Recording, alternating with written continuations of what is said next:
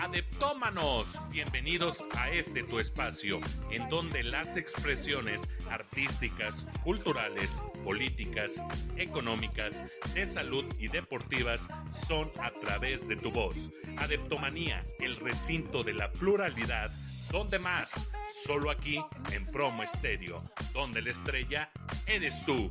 ¡Comenzamos!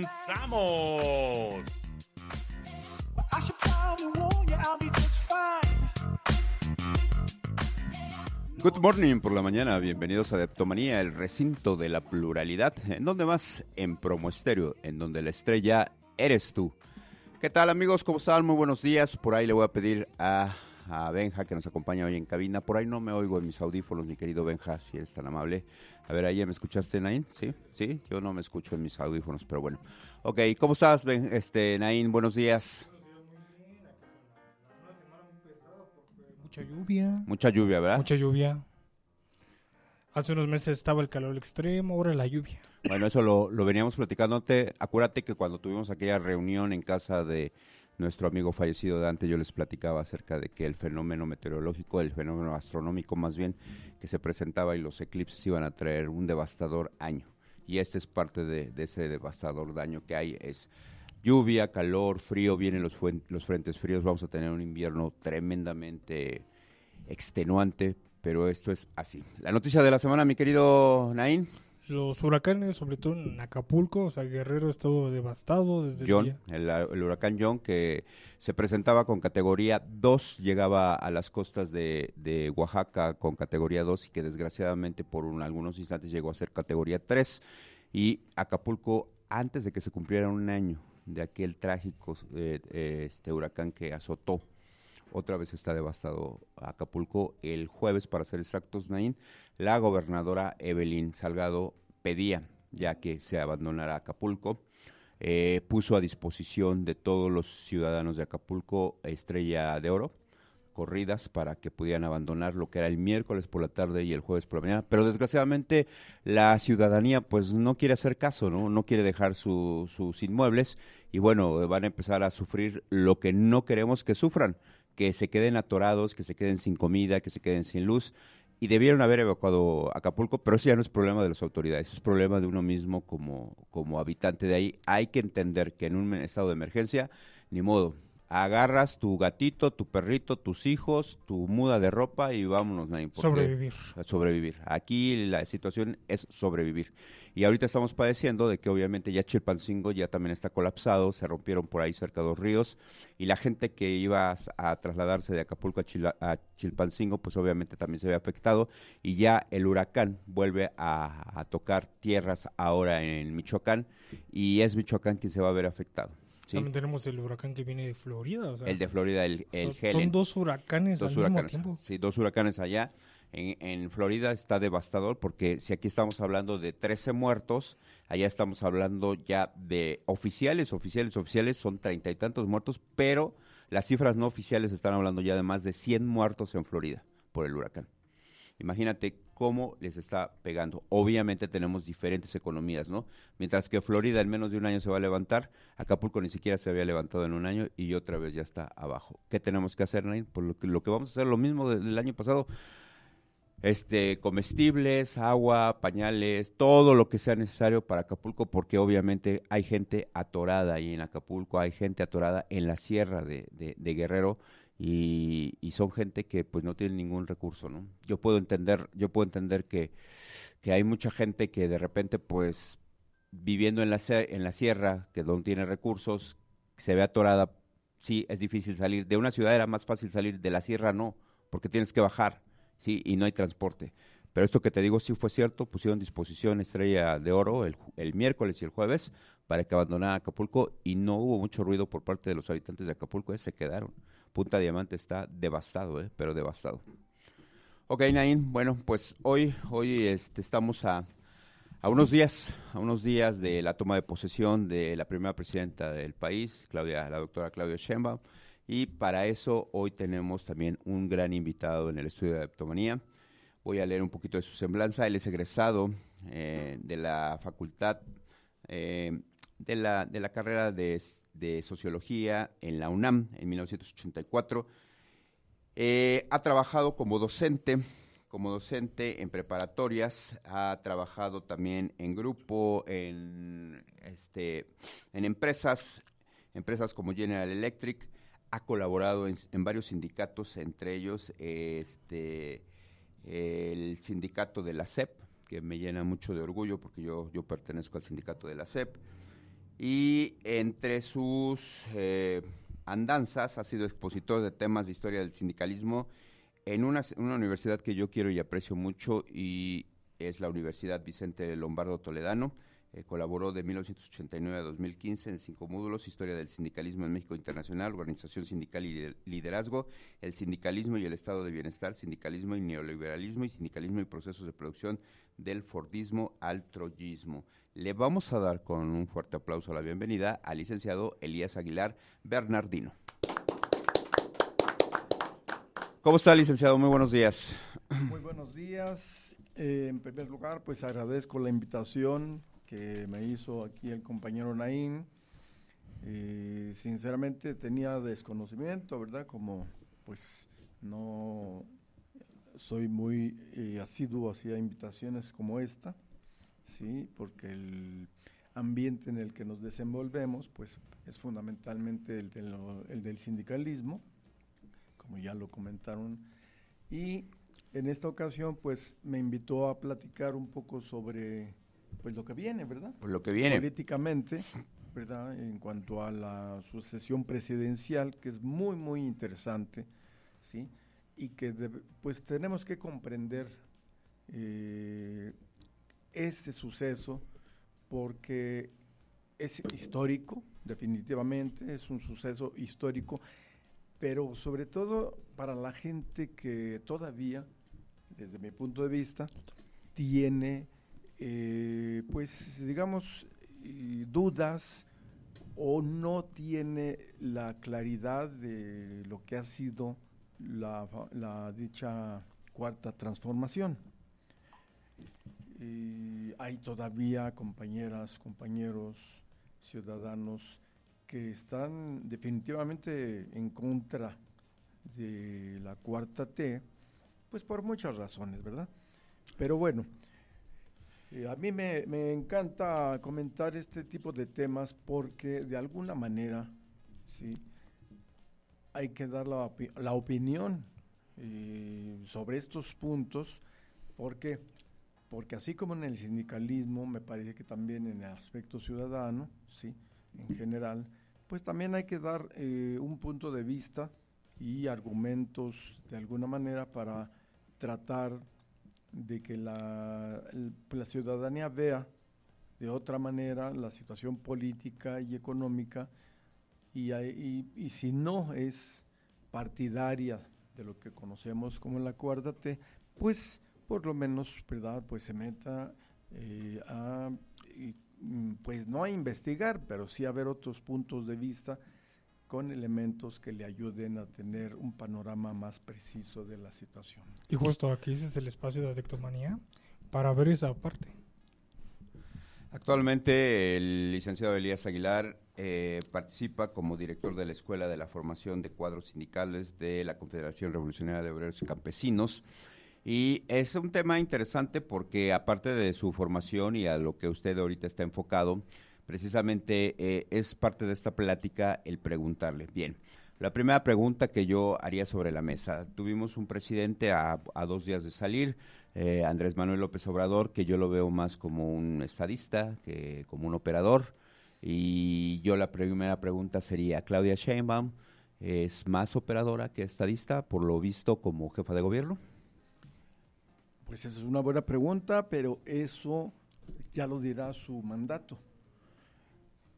El antecedente es importante, ¿sí?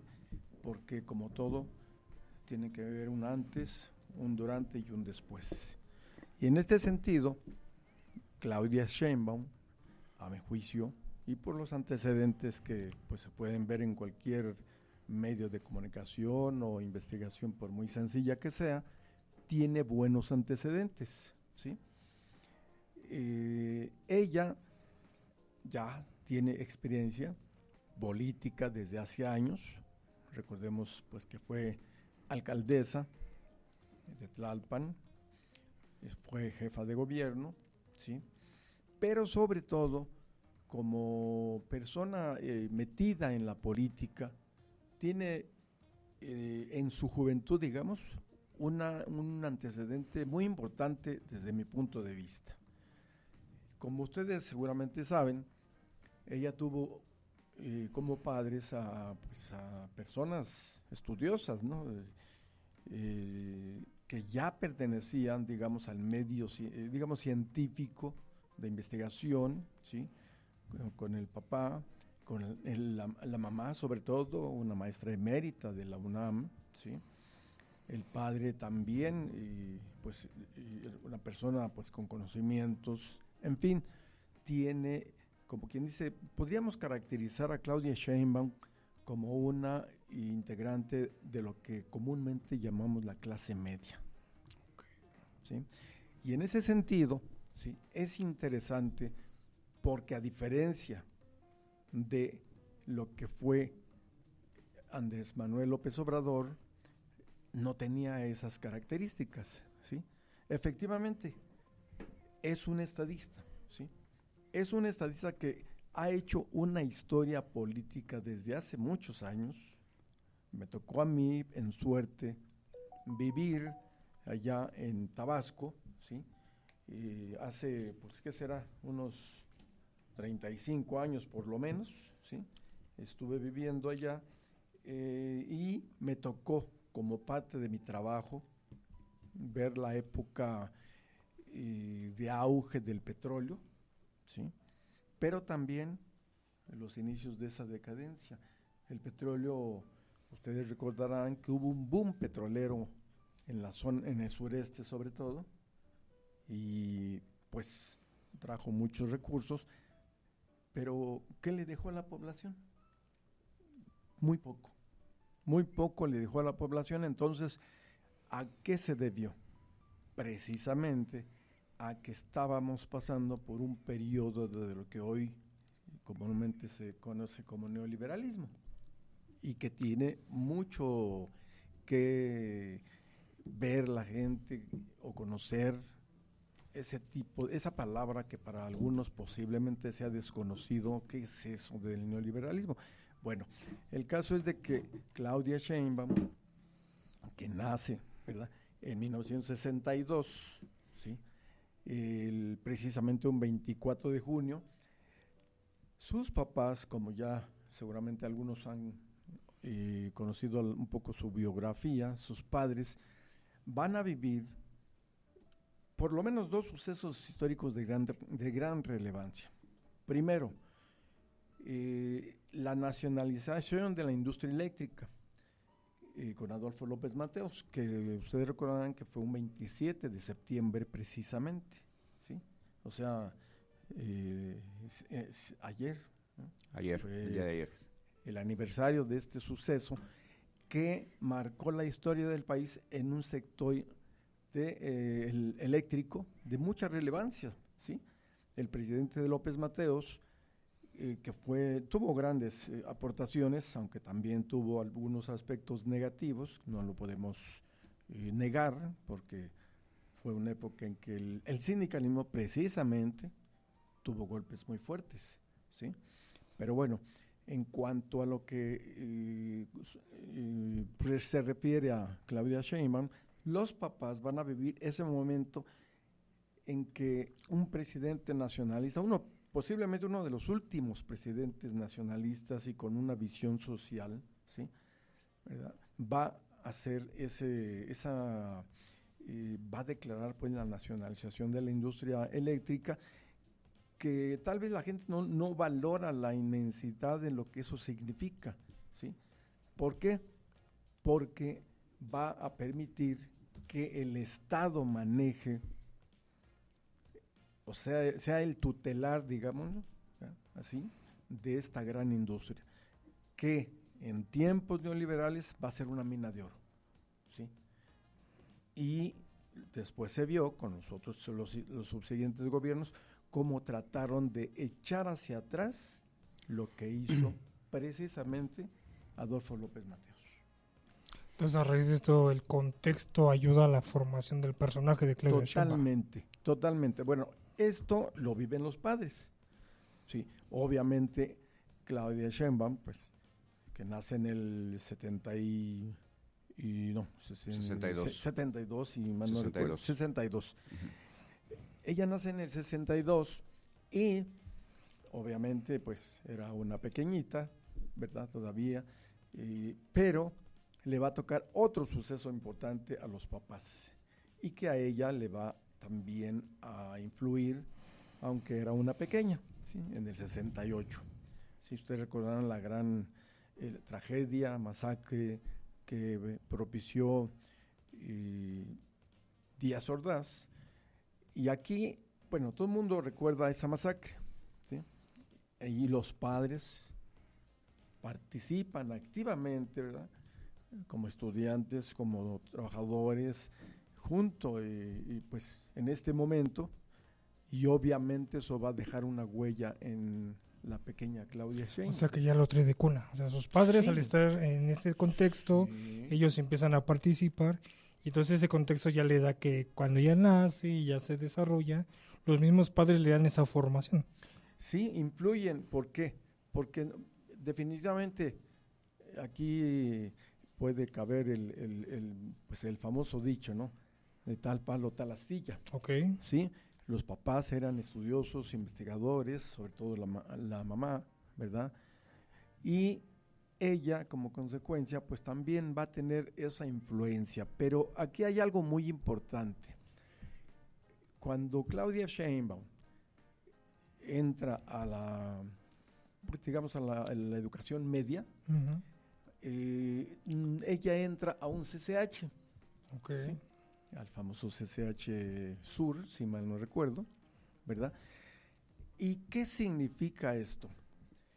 Posiblemente para mucha gente sea algo común. Ambiguo, ¿no? Ambiguo, algo, pues es una escuela, ¿verdad? Como la prepa, etcétera. Pero no, porque el CCH fue creado precisamente con una visión muy diferente a lo que conocemos como las preparatorias, ¿sí?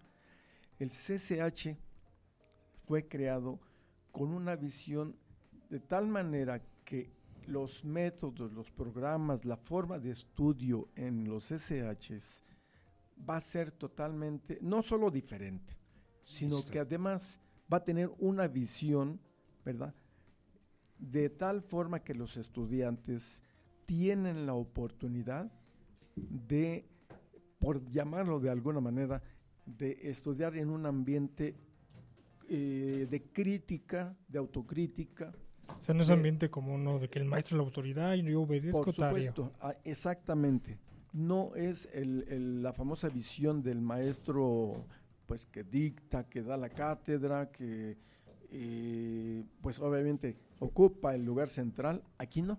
Entonces, tanto la escuela como el contexto de sus padres y de su época va formando esa figura que hoy conocemos como Claudia Sheinbaum. Sí, y aquí hay detalles interesantes en la formación de Claudia Sheinbaum. Por ejemplo, si ustedes han observado en algunos de las pues, biografías que ahora ya es muy común en las redes, en sí, hay todo biografía, TikTok, en fin. Desde las más polémicas, conspiranoicas, sí, hasta las más oficiales, ¿no?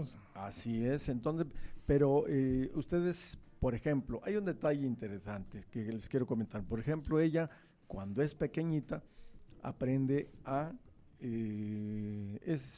forma parte de un grupo, digamos, musical, ¿no? Okay. Pequeñito, pero la música que ella en esa época, y que todavía es pequeña, tendría como unos 12 años aproximadamente, es una música con un fondo político.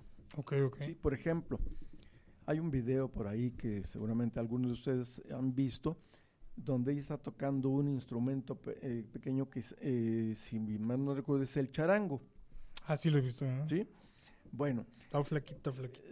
Sí, una guitarrita, digamos, que se llama charango. Y la música que está tocando es de uno de los grupos musicales de Chile, de aquella época. Y luego estamos hablando de esta época cuando se viene la dictadura de Pinochet. Exactamente, Que de hecho, exactamente. Tuvimos un invitado que habló de esas dictaduras y sí influyó la música como disidencia. Por supuesto, ¿por qué? Porque la música, pues para la mayoría de la gente, pues es una forma de distracción, ¿no? Entonces digamos que la música, la escuela, los padres forman este perfil político, ¿no? Sí. Pero también platicábamos la otra vez en su oficina que también viene el contexto de las guerrillas urbanas a la formación de organizaciones, ¿no? Que también es otro factor que influye en su historia. Es otro factor porque en esos países donde hubo dictaduras, específicamente en Chile, que fue la más cruenta, bueno, una de las más cruentas, porque Brasil, Argentina y otros, Uruguay, por ejemplo, pues son países que estuvieron en un contexto de dictaduras, ¿sí? Es decir, los sucesos más trágicos para una sociedad, ¿sí? Porque en una dictadura, pues, los que mandan son los militares o los civiles, pero con mano de hierro. Vamos a hacer un pequeño paréntesis. Salón de Fiestas Ocasión en Sinacantepec, Estado de México, a 3 kilómetros de la UAM. El mejor salón de fiestas para celebrar tu boda, tu cumpleaños, lo que tú desees. Salón de Fiestas Ocasión, tu mejor opción. Atención personalizada del ingeniero Rodríguez, 722-261-6150. Paquetes desde 3,500 pesos para 100 personas. Si mencionas la palabra adeptomanía, te vas a llevar un pequeño descuento. Morgan Liss, tratamiento capilar intensivo a base de queratina. Ventas al 55 19 49 60 00. Gracias a nuestros patrocinadores. Hoy estamos hablando de Claudia Sheinbaum, de lo que va a comenzar. Por eso hemos titulado el nombre del programa La historia comienza, Claudia Sheinbaum. Y bien, vamos a seguir platicando. Yo le voy a pedir, licenciado, vamos a dejar un poquito de lado esa parte de la historia. Me interesa más platicar de lo que va a hacer Claudia Sheinbaum, de lo que se va a enfrentar en esa situación. Claudia Sheinbaum, preguntaba yo, ¿estadista, operadora? Yo la veo más como operadora que como estadista. Ustedes que han estado cerca de ella, la ven más como estadista, con experiencia ya en la política. Yo veo que hizo un trabajo sensacional como jefa de gobierno, a pesar de la línea 12, que no fue su culpa realmente, que por ahí tienen que estar involucrados, no nomás ella, sino Marcelo Ebrard, también las empresas que participaron, también gobiernos perredistas que tuvieron que ver ahí, pero bueno, todo gobierno va a tener siempre peros, siempre va a tener, nunca va a poder ser perfecto, siempre va a tener algo que criticarle, que ponerle X situación. Claudia Sheinbaum se va a enfrentar a uno de los problemas que Andrés Manuel López Obrador no pudo resolver por dos situaciones: abrazos y no balazos, que la sociedad entendimos mal y que hoy tienen al país revuelto en una de las masacres más grandes del país. Sinaloa está viviendo una de las situaciones más complicadas del país. Claudia se va a enfrentar a uno de los mayores retos. ¿Qué le va a dar preferencia, Claudia? ¿A los programas sociales o a la inseguridad en este país, mi querido licenciado? Yo pienso que a las dos cosas, pero ella ya tiene una buen antecedente con la cuestión de la seguridad aquí en México, ¿sí? Recordemos que por supuesto también ha sido cuestionado su secretario de Seguridad, ¿verdad? Claro. Harfuch. Él nuevamente va a ocupar un puesto ahí, en el gobierno de Claudia Sheinbaum, ya como presidenta. Va a estar ahí este personaje que tan cuestionado, pero que, recordemos, fue también víctima de un atentado, ¿sí? Y eso significa mucho, ¿sí? Porque la delincuencia, obviamente, pues no va a atacar a sus colaboradores, por decirlo así, ¿sí? O a sus cómplices dentro del gobierno, ¿sí? Eso, a menos que pues haya ahí diferencias posiblemente, pero ese atentado que sufrió Harfuch es muy significativo de que sí estaba atacando a la delincuencia. Estaba haciendo su chamba. Estaba haciendo su trabajo, ¿sí? Uh-huh. Ha sido relacionado incluso con problemas como Ayotzinapa, sí, claro. Si no mal recuerdo, ¿verdad? Pero el hecho de que durante el gobierno de Claudia Sheinbaum pasara esto, y no solo eso, sino que también, ¿sí?, disminuyeran problemas de seguridad durante su mandato. Uno de ellos, por ejemplo, el secuestro, ¿sí? Hay datos, pues, de cómo se disminuyó el secuestro, ¿sí? En la Ciudad de México, por no decir en todo el país, ¿verdad? En la Ciudad de México, ¿sí? Y sí es cierto, miren, somos un país que, a diferencia de muchos, o tal vez de la mayoría de América Latina, somos más de 120 millones de habitantes, ¿sí? O tal vez ya hasta rebasamos, ¿no? Sí, ¿verdad? Bueno, eso implica muchas cosas. Simplemente, en una colonia común y corriente, si cualquiera que ustedes gusten, vamos a poner, por ejemplo, que en esa colonia hay un nuevo proyecto de vivienda privada, ¿verdad? Edificios, como ha ocurrido, ¿verdad? ¿Y qué es lo que pasa? Vienen problemas de posiblemente escasez de agua. ¿Por qué? Porque esos complejos nuevos, pues obviamente van a ser más favorecidos. Lamentablemente así ocurre, ¿sí? Y lo hemos visto en varios lugares, y incluso me viene a la memoria el problema del cártel inmobiliario, ¿no? ¿Verdad? Que es fue polémico en las elecciones. Exactamente, sí.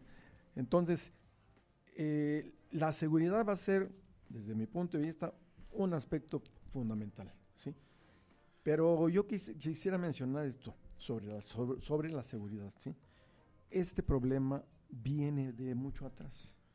Aquí habría que remarcarlo de esta manera, licenciado. La seguridad en la Ciudad de México, sí hay documentos en donde está establecido que hubo una baja en cuanto a delincuencia en la ciudad, pero la Ciudad de México no es todo el país, ¿no? Así o sea, es. hay un aspecto muy importante que es Sinaloa, hay un aspecto muy importante que sigue siendo Sonora, Nuevo León, la misma Baja California, en donde sí se tiene que poner una atención muy, muy grande.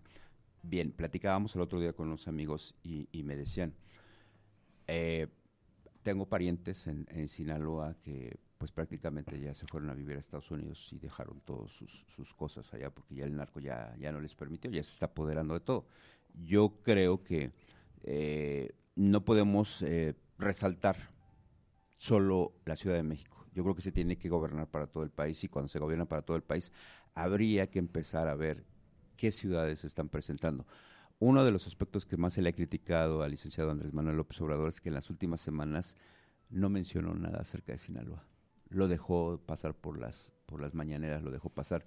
Y eso, obviamente, a la contra le facilita el trabajo, ¿sí?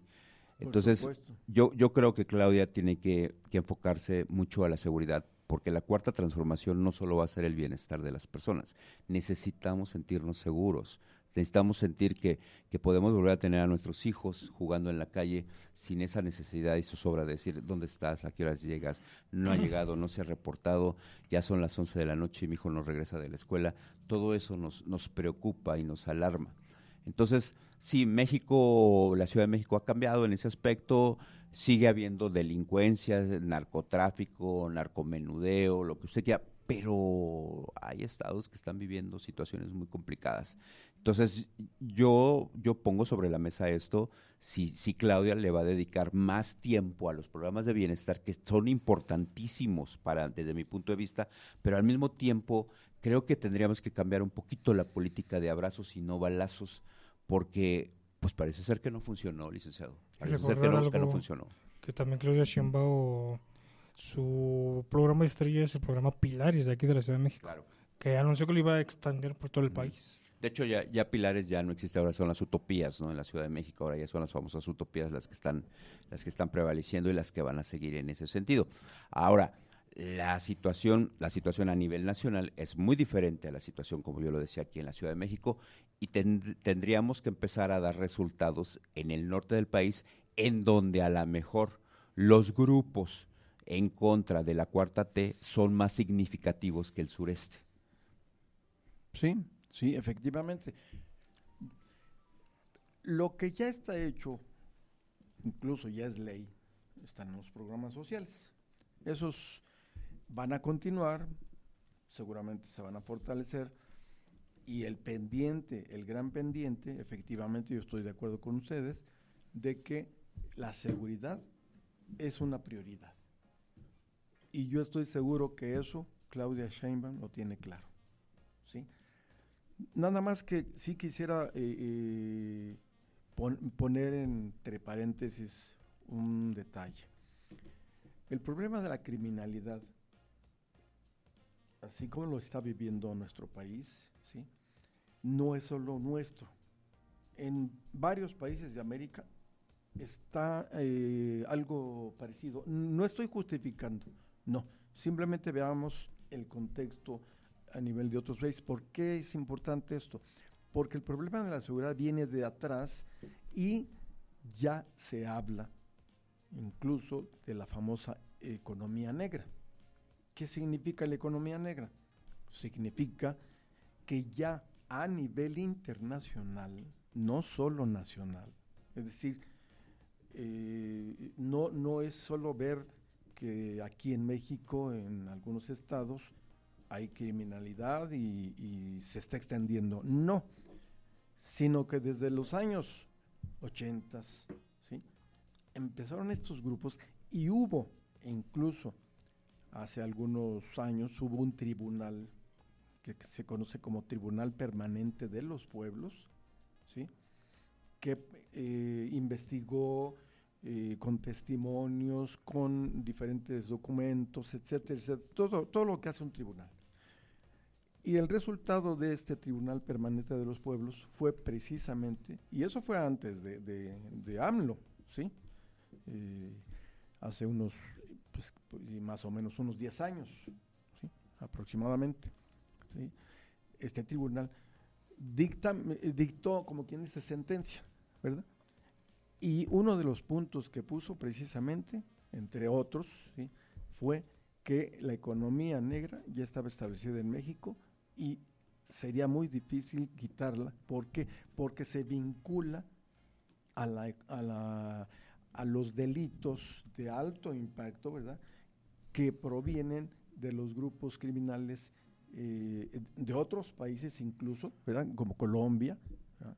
Hay que lavar el dinero, etcétera, y hay que ponerlo a trabajar en seguridad. De hecho, fíjese que esto es un tema que da para muchas cosas, pero, por ejemplo, el otro día platicábamos con unos amigos en el estadio de fútbol y platicábamos que, por ejemplo, Dorados, el equipo de Dorados, que ha terminado las últimas temporadas en último lugar, siempre paga una deuda de 80 millones de pesos, de pesos por quedar en último lugar. Me pregunto, ¿es redituable para el dueño Salinas Pliego estar pagando cada temporada 80 millones por quedar en último lugar? Pues no, y la pregunta que uno se hace entonces, ¿quién lo está pagando? Y si estamos hablando de Sinaloa, pues es muy seguramente que quien está ahí es la economía negra que usted menciona, y así como eso, mucho de la economía negra está circulando aquí. Es un mal que se viene dando desde hace muchas décadas, 50 años más o menos. Y un poco menos, pero el problema es que hay un entrelazamiento entre la criminalidad que hay en México con la que hay en otros países, y en gran medida, esa droga,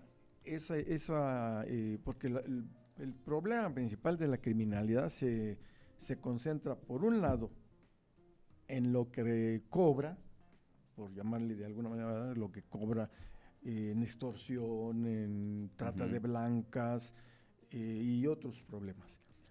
Pero en otro punto que es muy, muy extendido y que viene también de Estados Unidos, es la droga, ¿sí? Es la droga que no solamente se consume en Estados Unidos, sino también en Europa, ¿sí? También, aunque no con la misma intensidad. Entonces, esa economía negra, ¿sí?, vincula los varios problemas serios, graves que hay. Uno, la trata de blancas, el secuestro, la drogadicción, ¿sí? Entonces, todo eso forma parte, por decirlo así, de una inseguridad. De la inseguridad que vive la ciudadanía en estos estados, ¿sí?, en donde, aparte de que hay se han descubierto, ¿verdad?, varios lugares donde se produce, por ejemplo, fentanilo, ¿sí?, entre otros, ¿sí?, y otros tipos de problemas. O sea, la seguridad definitivamente va a ser tema que Claudia Sheinbaum tiene que afrontar y tiene que tratar de resolver, pues ella ya lo mencionó, con inteligencia, con lo que ya aquí aplicó, ¿verdad? Por algo se lleva como en su gabinete a Harfuch, pues porque también ya tiene cierta experiencia, ya conoce, ya sabe qué grupos, no solamente en la Ciudad de México, sino también a nivel de país, existen y cómo poder combatirlos, erradicarlos. Yo desde mi punto de vista lo veo muy difícil, sí, lo veo difícil. ¿Por qué? Porque desde hace años han tratado de erradicar eso en otros países que tienen menos población que nosotros y también ha sido complicado, no lo pueden, no han podido erradicarlo.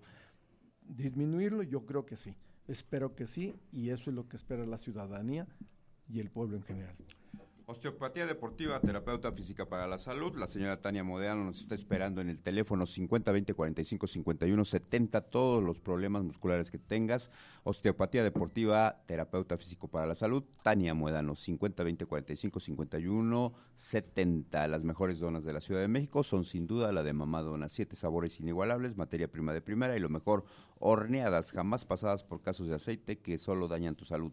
Estamos ubicados en la calle de Oficios 256, Colonia 20 de noviembre, Alcaldía Venustiano Carranza. Después de 18 donas te las llevamos hasta tu domicilio.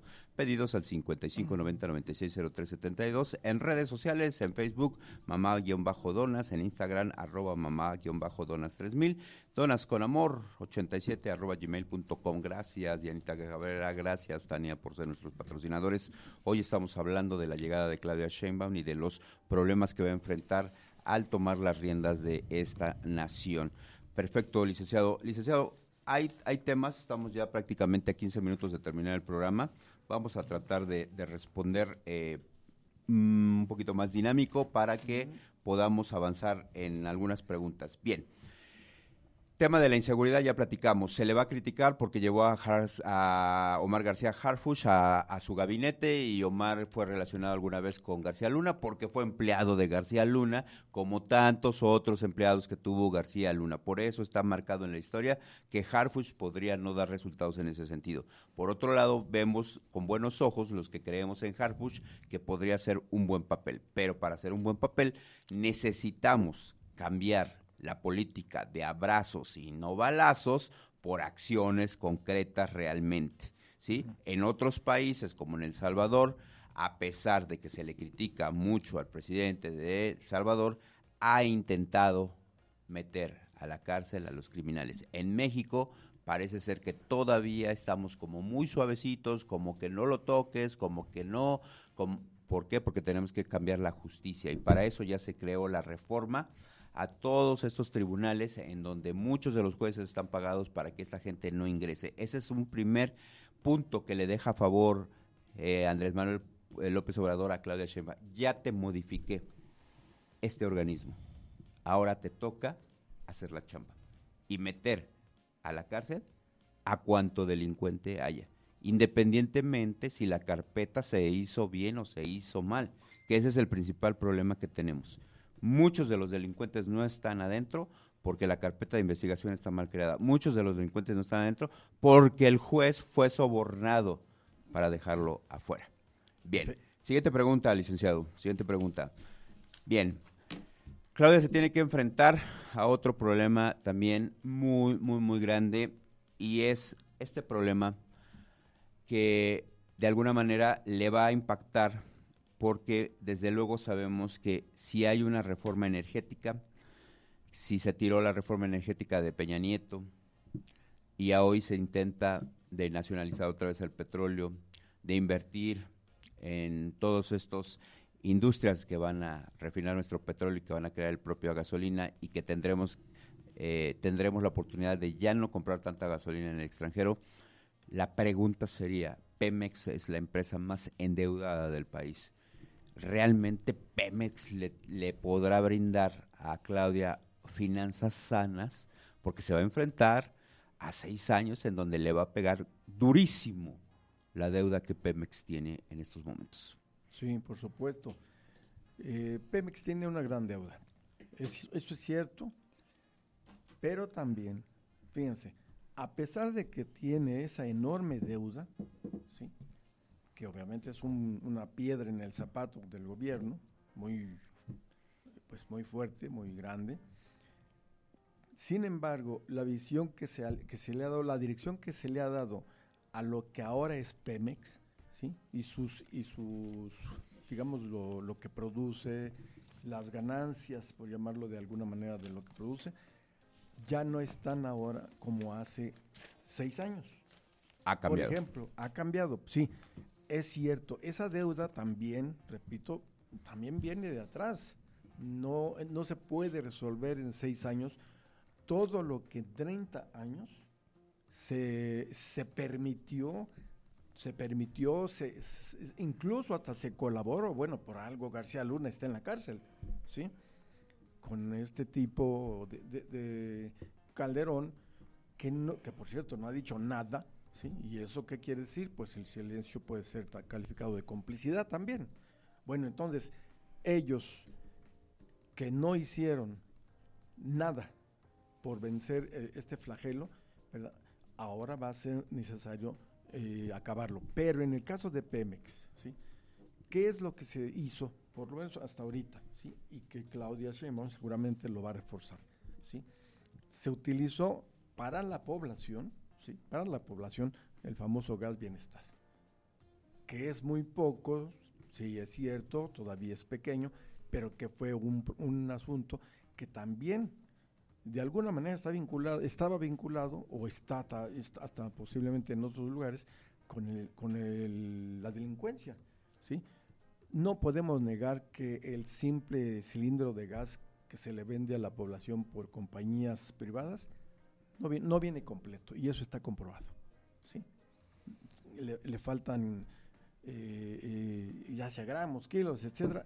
Ahora ya es diferente. Entonces hacer crear empresas paraestatales para que las privadas no tengan ese control de precios y tengan así ese disminución, ¿no? No, y además para que tengan, como quien dice, un contrapeso, ¿no? Uh-huh. No, pues si yo soy empresario y vendo cilindros de gas, etcétera, bueno, pues ya tengo una competencia. Aunque en la práctica, licenciado, déjeme decirle que el gas bienestar no le llega a todo mundo. No le llega a todo mundo. No, por supuesto. O sea, es una buena iniciativa que podrá llevarse mucho tiempo. 30 años de gobiernos neoliberales que vendieron nuestro recurso más valioso contra 6 años de AMLO y 6 años de Sheinbaum.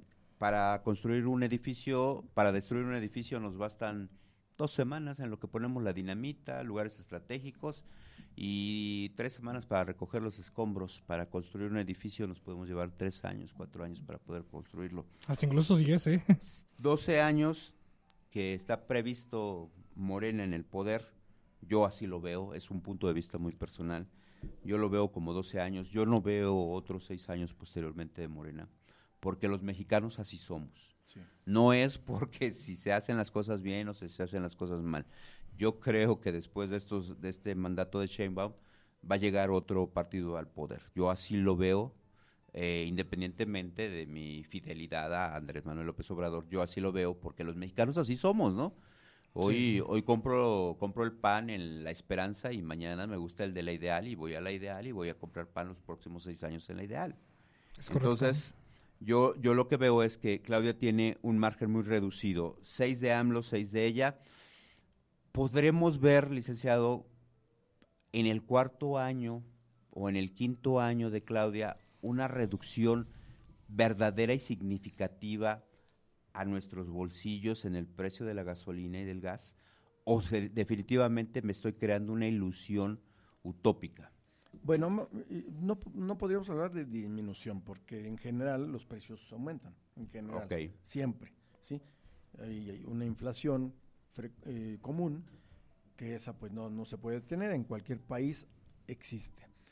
Pero lo que sí se puede, y además ya se ha visto, es mantener, ¿sí?, en un nivel, digamos, razonable, el problema de la inflación. Y eso es muy importante porque le pega, o en todo caso, si sube la inflación, si aumenta, le pega a toda la ciudadanía. Y ese es un punto que se acaba de tocar. no más salarios bajos debajo de la inflación. Exactamente. O sea, el salario mínimo siempre va a estar por arriba de la inflación. Buena estratégica, mala estratégica, lo vamos a ver con el paso del tiempo, porque hay puristas que dicen, la inflación en México está muy alta, no la detienen, y ustedes lo que están creando es más impresión de billete. Y creen que con eso vamos a solucionar. Bueno, que yo sepa, muchos países viven endeudados. Nueva York es la ciudad más endeudada del mundo. Me parece que está endeudada hasta el próximo siglo. Me parece que es así. Pero no hay más que vivir endeudado. También la Unión Europea está endeudada. Está endeudada. Aquí la situación es, si nosotros mantenemos salarios mínimos arriba de la inflación, podremos a lo mejor esquivar ciertas cosas, licenciado. Porque antes era al revés. O sea, antes el precio subía, pero mi salario no subía, se quedaba abajo. ¿Sí? Y entonces el poder adquisitivo todavía era más. No vamos a poder llegar a los 70s, en la cual usted bien recordará que en los 70s el poder adquisitivo era bueno. Totalmente. ¿Sí? Se podía comprar una casa, se ahorraba para comprar un terreno, un automóvil. Hoy se compra un automóvil y se pagan 70,000, 80,000 pesos de intereses en 5 años, y cuando el automóvil se acaba de pagar, el automóvil cuesta la mitad de lo que se devaluó. Se devaluó. Ajá. Así completamente. Ese es el reto de nuestra generación. Así es, pero con respecto a lo que estaba usted comentando hace un momento, de que en 6 años y posteriormente usted ve otro partido, digamos, en el poder. Yo tengo otra perspectiva. ¿Por qué? Porque ahorita el partido en el gobierno tiene una estructura más sólida. Tiene líderes en todo el país. No está Morena no está como hace 6 y mucho menos como hace 12 años. Entonces hay una estructura partidaria, hay una estructura territorial que le permite ese contacto con la gente, ¿sí? Y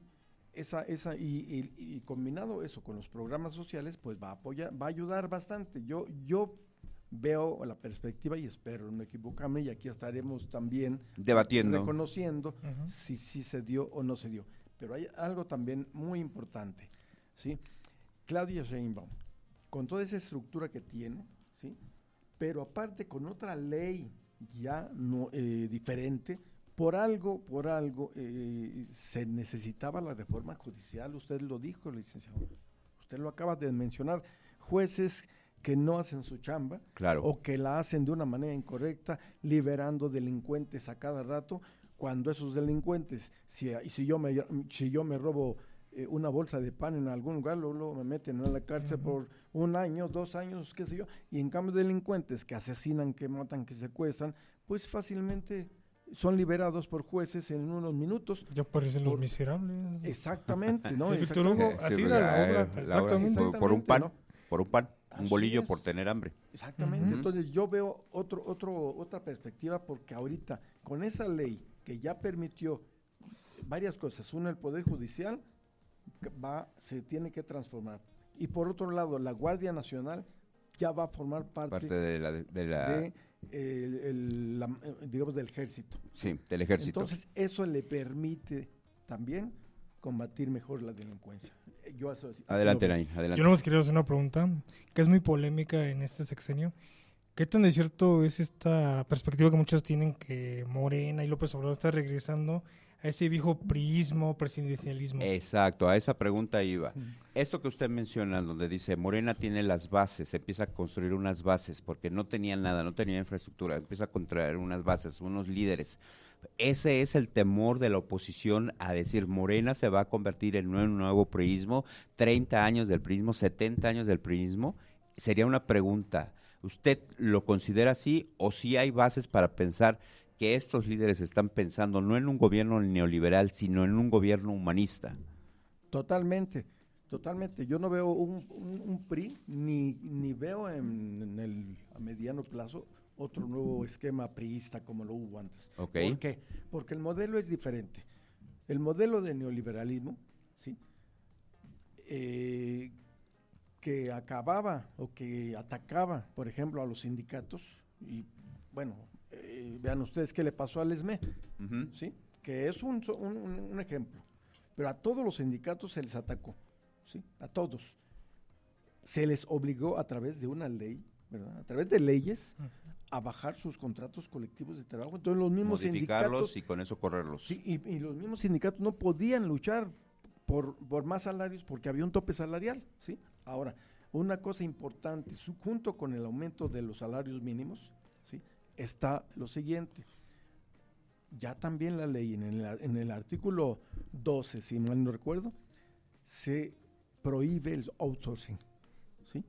¿Esto qué permitió o qué permite? Que muchos jóvenes, sobre todo, tengan un trabajo más estable y puedan tener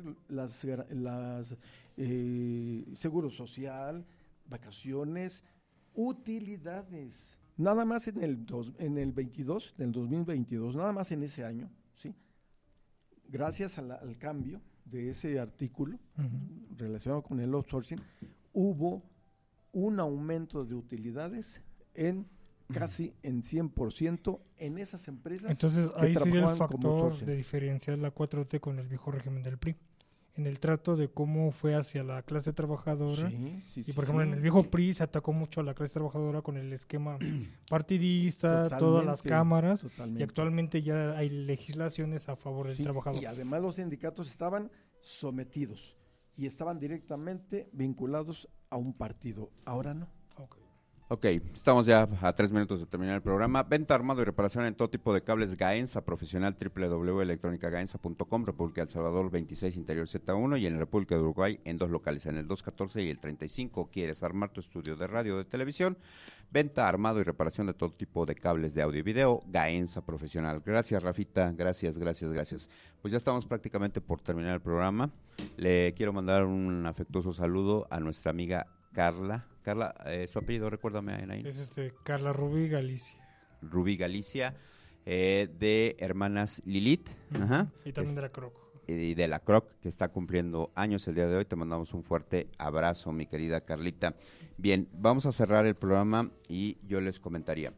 Cristina Fernández Kitcher, Violeta Barrios de Chamorro, en Nicaragua. Cristina Fernández en Argentina. Violeta Barrios de Chamorro, en Nicaragua. Michelle Bachelet en Chile. Laura Chinchilla en Costa Rica. Dilma Rousseff en Brasil. Y Xiomara Castro en Honduras. Son los antecedentes que tiene Claudia Sheinbaum como presidentas latinoamericanas. Para usted, de estas 4, ¿quién fue la mejor presidenta? ¿Cristina? A pesar de todo el problema. ¿Por qué? Porque allí, junto con su esposo, que falleció, pues ahora sí que... 2010 nomás o menos. Exactamente. ¿Por qué? Porque allí en Argentina sí se pudo echar para atrás. Por ejemplo, nada más les pongo este ejemplo, el asunto de las pensiones de los trabajadores que habían sido privatizadas como ahora lo hay aquí en México. Las AFORES no son una pensión. Las AFORES no dan al trabajador lo que les daba el Estado con una pensión, ¿sí? Son un negocio, ¿sí? Son un negocio y por algo las AFORES están vinculadas a los bancos, ¿sí o no? Entonces los banqueros ahorita están felices porque AMLO no pudo. Ese es un punto que hay que también tiene que trabajar el próximo gobierno. ¿Para qué? Para que las pensiones mejoren más que lo que hizo Andrés Manuel López Obrador. Muchas gracias, Nain. Te agradecemos, muchas gracias. Nos vemos el próximo sábado, licenciado. Mil gracias por estar. Se nos termina el tiempo. Agradecemos a todos. Claudia Sheinbaum, a 2 días. A 2 días de a 2 días de crear la historia, la primera presidenta de la República Mexicana. Y le ganamos a Estados Unidos en eso. Sí, y la segunda, yo creo, y la otra presidenta que viene en camino, espero que sea Kamala Harris. Yo así lo veo, ojalá que sea así. Muchísimas gracias, yo soy Enrique Escárcega y es un placer trabajar para todos ustedes. Gracias. Va a ser el efecto. Espéranos la próxima semana. Escúchanos por Promo Estéreo, donde la estrella eres tú.